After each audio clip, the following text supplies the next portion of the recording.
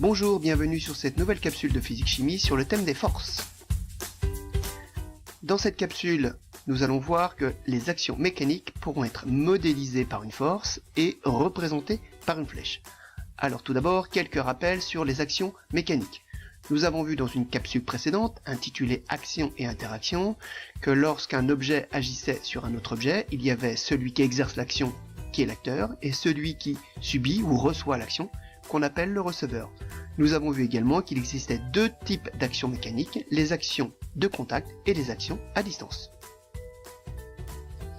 Dans un premier temps, nous allons voir comment noter une force. Alors, une action, nous l'avons dit, est caractérisée par un acteur et un receveur. Une force sera donc notée de la façon suivante.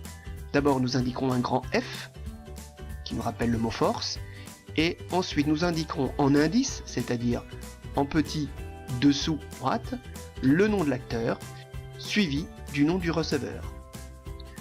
Nous rajouterons une petite flèche pour indiquer qu'il s'agit bien d'une force. Prenons un exemple, l'action du basketteur sur le ballon. L'acteur est bien le basketteur, le receveur est bien le ballon, donc nous noterons la force F de basketteur sur le ballon. Maintenant que nous savons noter une force, nous allons apprendre à les représenter. Alors tout d'abord, une force sera représentée par une flèche. Prenons un exemple, un homme qui pousse une voiture. Alors d'abord, l'action de l'homme sur la voiture, où elle se situe? Eh bien, elle se situe au point de contact entre l'homme et la voiture au niveau des mains, donc que nous allons représenter ici par le petit point jaune.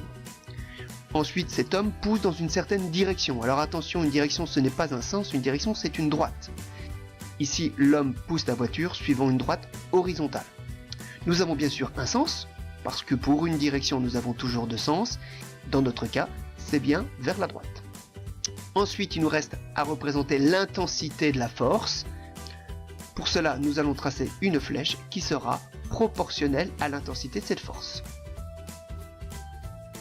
Prenons un premier exemple avec une action de contact, l'action d'une raquette de badminton sur un volant. Où se situe le point d'application? Bien, ici c'est assez simple, c'est le point de contact, représenté ici par le petit point jaune.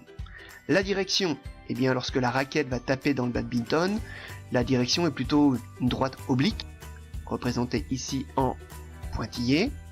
Le sens, lorsque la raquette tape le volant, il va remonter, donc vers la gauche également. Il nous reste à représenter l'intensité. Imaginons que cette force fasse 10 newtons. Nous allons choisir une échelle assez simple. 1 cm représentera 2 newtons. Donc pour représenter mes 10 newtons, je ferai une flèche qui mesurera 5 cm. Prenons un dernier exemple avec une action à distance, comme le poids d'un ballon. Alors le poids d'un ballon, comme nous l'avons déjà vu, c'est la force d'attraction qu'exerce la Terre sur le ballon. Il n'y a donc pas contact entre la Terre et le ballon. Pour déterminer le point d'application, nous prendrons cette fois le centre de gravité du ballon. Ensuite, la direction, eh bien la Terre attire le ballon vers le centre de la Terre. Donc ce sera ce qu'on appelle la verticale, une droite qui passe par le ballon et le centre de la Terre. Le sens, eh bien la Terre attire le ballon vers elle, donc dirigé vers le bas.